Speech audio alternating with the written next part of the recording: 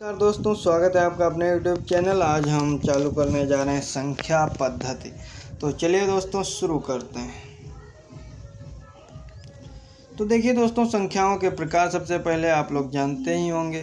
संख्या पद्धति संख्याओं को व्यक्त करने और दर्शाने का व्यवस्थित तरीका। इसमें गिनती, अंकगणितीय संचालन करने के प्रतीकों, नियमों का एक नियम सम्मिलित होता है। संख्याओं के प्रकार हैं परिमेय संख्या, ये हैं परिमेय, ये हैं पूर्णांक जिसमें जीरो और माइनस वाली भी संख्याओं को शामिल किया जाता है। भिन्न और मिश्रित संख्याएं ये हैं पूर्ण संख्याएं 0, 1, 2, 3, 4, 5, 6। ऋणात्मक -4, -5, -2, -1। धनात्मक पूर्णांक 1, 2, 3, 4, 5, 6, शून्य।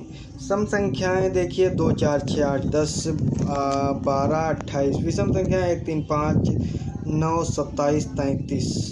जो किसी से भी ना कटे उन्हें हम विषम संख्याएं कहते हैं। भाज्य संख्या 2 है, भाज्य संख्या 6, 10, 12, 16। भाज्य संख्या है 3, 5, 7, 11, 13। भाज्य संख्या है 9, 15, 27, 30। सम और विषम संख्याओं को गुणों पर आधारित मान लीजिए। P, Q, R और S भिन्न घन पूर्णांक है। मान लीजिए P, Q विषम है और R, S सम है, तो निम्नलिखित घटनाओं पर विचार कीजिए। P minus R square Q S सम है। Q minus S Q square S सम है।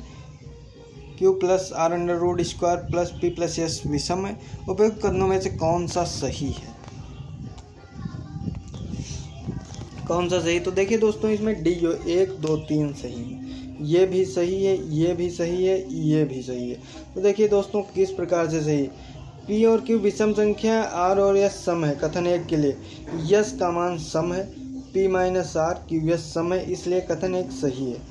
कथन 2 के लिए S सम है, Q minus S Q square sum है, इसलिए कथन 2 सही है। कथन 3 के लिए P प्लस S विषम प्लस सम बराबर विषम, साथ ही Q प्लस R विषम है। इस प्रकार Q plus R square P plus S विषम है, इसलिए कथन 3 सही है। 5 घन पूर्णांकों P Q R S T। P Q R S T में से ऐसे आवश्यक नहीं कि एक क्रम में 3 सम हो, उनमें से 2 विषम है। निम्नलिखित पर विचार कीजिए। P plus Q plus R minus S minus T निश्चित रूप से सम है। 2P Q R plus 2R minus 2S plus T निश्चित रूप से विषम है। उपरोक्त कथनों में से कौन सा सही? तो केवल एक सही है। P plus Q plus R minus S minus T बराबर P Q R minus S plus T। Case यदि P Q R सम है और दोनों S और T विषम है तो P plus Q plus R सम होगा, जबकि S प्लस और T सम होगा। इस प्रकार सम माइनस सम सम होता है। यदि P और Q R में एक विषम है जबकि S और T में एक विषम है तो दोनों P Q R और S और T विषम होंगे। इस प्रकार विषम माइनस विषम सम होता है, ये बात याद रखिए दोस्तों। और सम माइनस सम सम होता है तथा विषम माइनस विषम सम होता है। केस यदि P Q R में 2 विषम है जबकि S और T दोनों सम है तो दोनों P Q R S और T सम होंगे। इस प्रकार सम माइनस सम सम ही होगा दोस्तों। 2 के लिए 2P Q plus 2R minus 2S plus T, 2P 2R minus 2S plus Q plus T। यहाँ P Q और R की प्रकृति 2P 2R 2S हमेशा सम रहेगा। यदि Q और T दोनों सम विषम है तो कुल मिलाकर परिणाम सम होगा। यदि Q और T में कोई भी विषम है तो कुल मिलाकर परिणाम विषम होगा। इस प्रकार 2P plus Q plus R minus 2S plus T Q और T की प्रकृति के आधार पर सम या विषम हो सकता है, इसलिए केवल एक कथन सत्य है। वैकल्पिक विधि देखिए इस प्रकार से भी लगाया जा सकता है। P Q R S और T 3 सम और 2 विषम संख्याएं। माना संख्याएं 2, 3, 4, 5, 6। P Q plus R minus S minus T, इसमें कोई फर्क नहीं पड़ता कि हम संख्याओं को कैसे व्यवस्थित करते हैं। हमें एक ऐसी सम संख्या मिलती है क्योंकि हमारे पास 2 विषम संख्याएं होती है, इसलिए कथन 1 सही। कथन दूसरा देखिए 2P plus Q 2R minus 2S plus T। आइए इस व्यंजन कुछ मान डालें, जैसे 2 गुणे 5 प्लस 6 प्लस 2 गुणे 3 2 गुणे 2 प्लस 4, तो 5 दूना 10 और 3 दूना 6 प्लस 6 2 दूना 4 प्लस 4। यहाँ 22 एक सम संख्या है। अभाज्य संख्या है P। अब देखिए प्रश्न नंबर 3 क्या है। P और अभाज्य संख्या P और भाज्य संख्या C के बारे में लिखिएगा। कथनों पर विचार कीजिए। p प्लस सी बटा p माइनस सी सम हो सकता है, 2p प्लस सी विषम हो सकता है, pc विषम हो सकता है। इनमें कौन सा सही है? तो तीनों देखिए दोस्तों सही है। 2023 में प्रश्न आया हुआ है। चूँकि तीनों निष्कर्षों से हमसे हो सकता है, यानी संभावना पूछी गई है कि इस प्रकार इन प्रश्नों को हमें कम से कम एक बार यह साबित करने के लिए हिंट एंड ट्रायल विधि अपनानी चाहिए। दिया गया कथन सत्य है। आइए पी और सी मानों को 11 और 9 से प्रतिस्थापित करते हैं। p प्लस सी बटा p माइनस सी, 11 प्लस 9 20, 11 माइनस 9 2 10, 10 एक सम संख्या है। 2p प्लस सी 3 गुणे 2, 6 प्लस 9, 9 6 15 जो एक विषम संख्या है। कथन 3p प्लस सी 3 गुणे 9 27 एक विषम संख्या है। स्थानीय मान और अंकित मान। अंकित मान किसी संख्या में किसी अंक का अंकित मान उस अंक का वास्तविक मान होता है, चाहे उस संख्या में उसका स्थान कुछ भी हो। सरल शब्दों में कहें तो यह अंक का अंतर्निहित मान होगा। उदाहरण के लिए संख्या 28,746 में अंकिक मान है 8, 8 का मान 8 है, अंक 7 है, मान 7 है, 6 का मान 6 तथा अंक 4 का मान 4। स्थानीय मान या स्थानीय मान संख्याओं को में उसके स्थान के आधार पर अंक को दिया गया माना होता। संख्याओं में अंक का स्थान बदलने पर उसका स्थानीय मान भी बदलता है। उदाहरण के लिए संख्या 28,746 में सैकड़ों के स्थान पर अंक 7, स्थानीय मान 700 और 4 का स्थानीय मान 40, इकाई के स्थान पर 6 का स्थानीय मान 6। इस प्रकार से स्थानीय मान निकाला जाता है। यदि दो संख्याएं ए बी और 10a प्लस बी के रूप में लिखा जा सकता है तो कोई भी तीन अंक ए बी सी को 100a प्लस 100 भी इस प्रकार लिखा जा सकता है। इसे और अधिक स्पष्ट समझने के लिए यूपीएससी द्वारा प्रश्नों को हल करेंगे। मान लीजिए x एक 2 अंकीय संख्या है, y एक अन्य 2 अंकीय संख्या है। जैसे x है 10a प्लस बी, y एक अन्य जैसे y है 10b प्लस a, जिसे x के अंकों को विनिमय इंटरचेंज करके बनाया गया। यदि x प्लस y महत्तम 2 अंकीय संख्या है तो x के संभाव्य मानों की संख्या क्या है? तो देखिए x plus Y 10a plus B, x plus Y जोड़ना है प्लस 10b प्लस a बराबर 11a और 11b। प्रश्न के अनुसार x प्लस वाई 2 अंकों की सबसे बड़ी संख्या यानी कि 99, तो 11a प्लस बी बराबर 99, तो बराबर 11 9 99, a प्लस बी बराबर 9। तो a b के संभावित मान 1 8 7 दोनों 6 3 9 4 5 9 5 4 9 6 3 9 7 दोनों। इस प्रकार से अतः विकल्प डी जो है इसका सही है। 8 किसी 3 अंकों की संख्या a b c को d से गुणा करने पर गुणनफल 37 dd प्राप्त होता है, जहाँ a b c और d भिन्न शून्येतर अंक a b c का मान क्या है? दिया गया है। देखिए दोस्तों ए बी सी गुणे डी, ए बी सी और डी भिन्न ए बी सी का मान, तो ए बी सी बराबर 37 डी डी। ये कहा था ए बी सी को डी से गुणा करने पर 37 डी डी होगा है। ठीक, ए बी और सी अलग अलग शून्य अंक हैं, तो ए बी सी बराबर 37 डी डी बराबर डी, तो 3700 प्लस 10d प्लस डी बराबर बटा डी। तो ए बी सी बराबर 3700 बटा डी प्लस 11। डी के संभावित मान जैसा कि ए बी सी 1.12345 है, डी बराबर 1, ए बी सी 3700 प्लस 11 3711। इसे कैसे किया जा सकता है क्योंकि ए बी सी 3 अंकों की संख्या है, जहाँ डी बराबर 2, ए बी सी 1850 प्लस 11 1861। इसे स्वीकार किया जा सकता क्योंकि ए बी सी एक 3 अंकों की संख्या है। यह डी बराबर 5 है, तो ए बी सी बराबर 740 प्लस 11 751 है, यहाँ ए 7 है, बी 5 है, सी 1 है। इस मामले में यहाँ बी बराबर डी बराबर 5 के रूप में खरीद किया जा सकता है।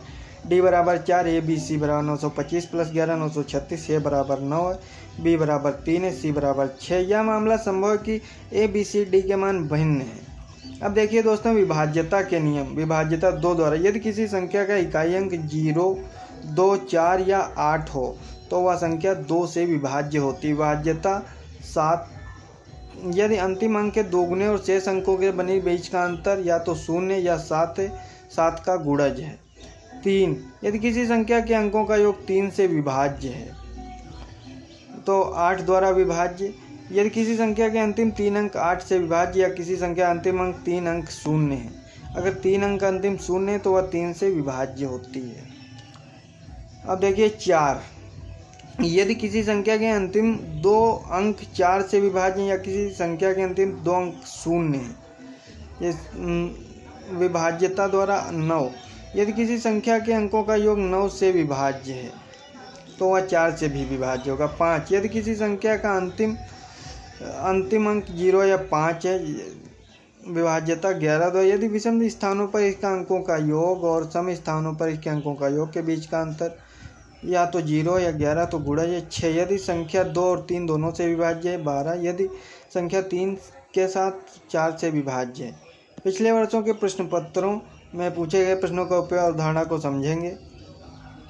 यदि r और s दो अलग अलग पूर्ण संख्याएं हैं तो दोनों 5 से विभाज्य हों तो इनमें से कौन सा अनिवार्यता सही नहीं। r s 10 से विभाज्य है। 2 मान ले r बराबर 10, s बराबर 10। r माइनस s 5 से विभाज्य है। r माइनस s 15 माइनस 10 5 से विभाज्य। r प्लस s 15 प्लस 10 25 10 से विभाज्य नहीं है। r प्लस s 15 150 जो 25 से विभाज्य। r square s square 225 plus 305 से विभाज्य। इस प्रकार b आवश्यक रूप से सत्य नहीं है।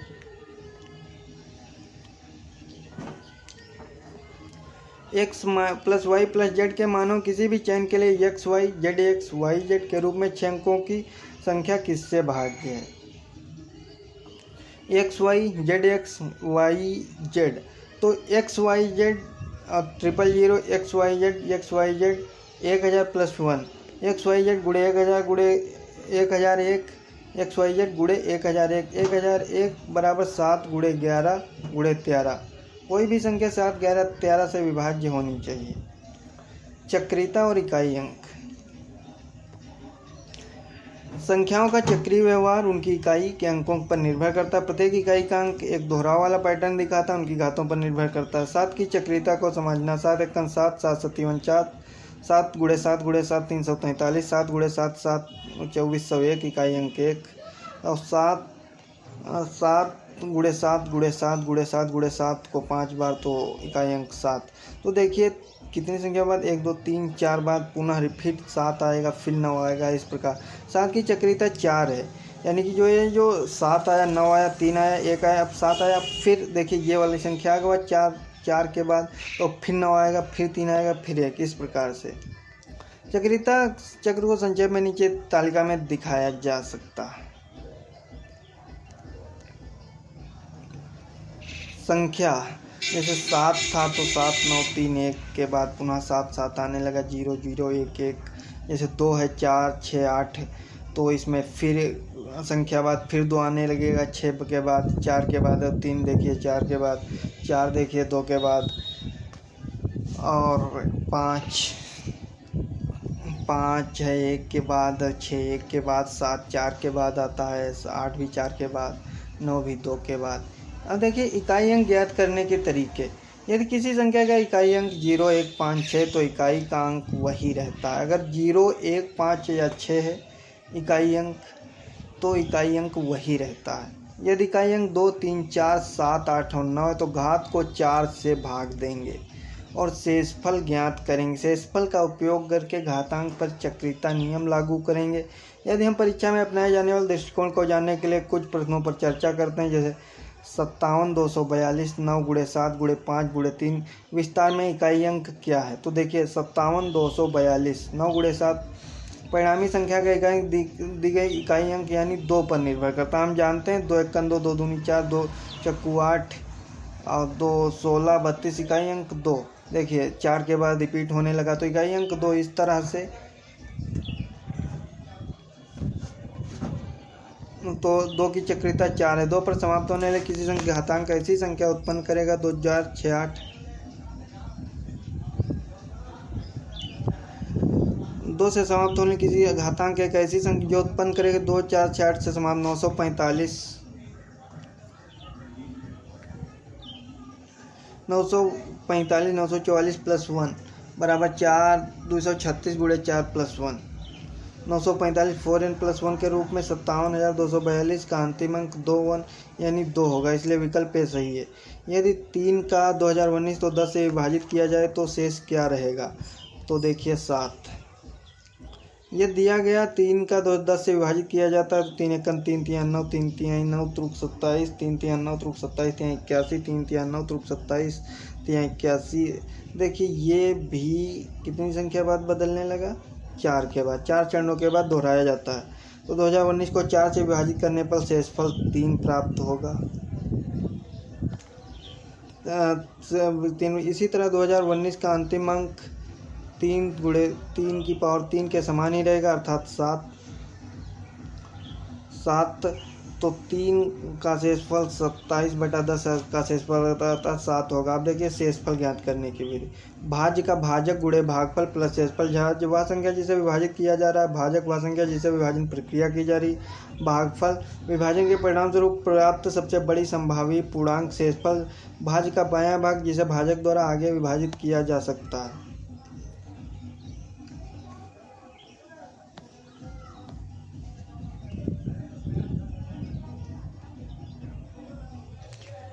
a प्लस बी बटा n का शेषफल a बटा n का शेषफल प्लस b बटा n का शेषफल। यदि जोड़ने के बाद n से अधिक है तो इसे n से विभाजित किया जाए, परिणामी शेषफल हमारा उत्तर होगा। a गुणे b बटा n का शेषफल a बटा n का शेषफल b बटा n का शेषफल। यदि गुणन के बाद परिणाम n से अधिक है तो उसे n से विभाजित किया जाएगा तथा परिणामी शेषफल हमारा उत्तर होगा। फॉर्मेट का प्रयोग। प्रमेय। यदि दिए गए समीकरण को a p-1 बटा p के रूप में व्यक्त किया जा सकता है तो यदि शेषफल 1 है जहाँ p अभाज्य संख्या और ये p सहभाज्य है तो अन्य प्रश्न समझने में मदद करेंगे। 9 को 99 बार लिखकर कोई संख्या n बनाई जाती, यदि 9 को 13 से विभाजित किया जाए तो शेषफल क्या होगा। हम शेषफल के पैटर्न का विश्लेषण कर सकते हैं। 9/13 का शेषफल 9, 99/13 का शेषफल 8, 999/13 का क्षेत्रफल 11, 9,999 का क्षेत्रफल बटा 13 2, 99,999 का क्षेत्रफल 3, 9,99,999 का क्षेत्रफल 0। ऐसा दोहराया जाता है इस क्रम, उसके बाद दोहराया जाता है। शेषफल 9 सबसे पहले कहाँ आया था, तो देखिए 1 2 3 4 5 6 चरणों के बाद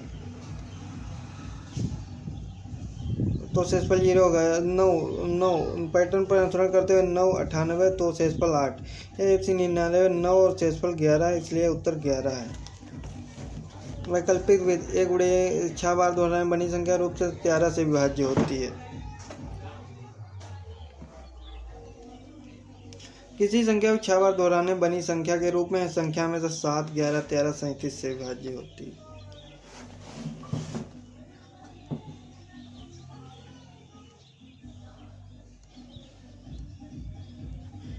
ये 2 की पावर 192 को 6 से विभाजित किया जाए तो क्या होगा। 192 को 6 से विभाजित करने पर शेषफल ज्ञात कर लेंगे। हमें 6 से विभाजित करने पर 2 की घातों के शेषफल में एक पैटर्न देख सकते हैं। 2 की घातों में 6 से विभाजित हमें शेषफल में निम्नलिखित देखो 2 एकन 2 को 6 से विभाजित 2 शेषफल आता है, 2 दूनी 4 4 शेषफल आता है, फिर 2 आता, फिर 4, फिर 2 आएगा, फिर 4 आएगा। इसलिए 2 की घात विषम होती तो शेषफल 2 आता, 2 की घात सम हो तो शेषफल 4 होता। शून्य की संख्या।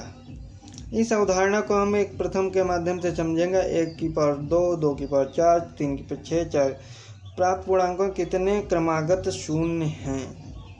दिए गए 5 संख्या 2 क्रमागत कम होगी, इसलिए वे पद जो हमें शून्य देंगे वे हैं 5 की पावर 10 की पावर 20, 15 की पावर 30, 20 की पावर 40, 25 पावर 5 की पावर 10 से 10 शून्य आते हैं, 5 की पावर 20 से 2 की पावर 20 गुणे 5 की पावर 20 से 20 शून्य आते हैं, 15 की पावर 30, 3 की पावर 30 गुणे 5 की पावर 30 यानी 30 शून्य होंगे, 20 की पावर 40, 4 की पावर 40, 5 की 40 शून्य होंगे, 25 की पावर 50, 25 की 5 स्क्वायर यानी 100 शून्य होंगे। तो 10 20 20 40 50 20 200 सही।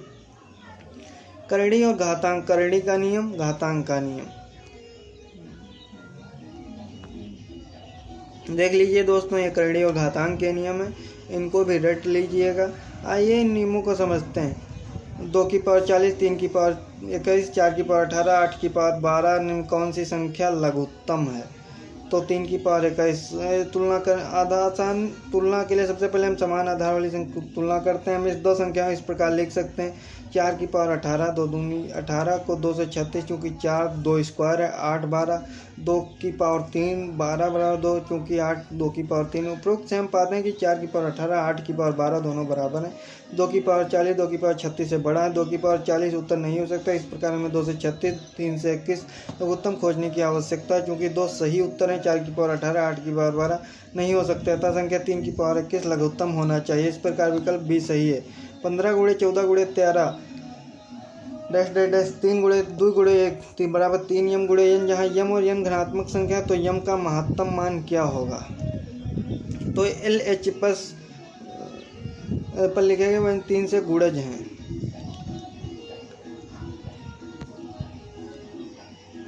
15 × 12 × 9 × 6 × 3 3 5 15 3 चौको 12 3 9 3 दूनी 6 बराबर इसका गुणनखंड कर लेंगे तो 3 की पावर 6 5 × 4 × 2 इस प्रकार लिखा जा सकता है।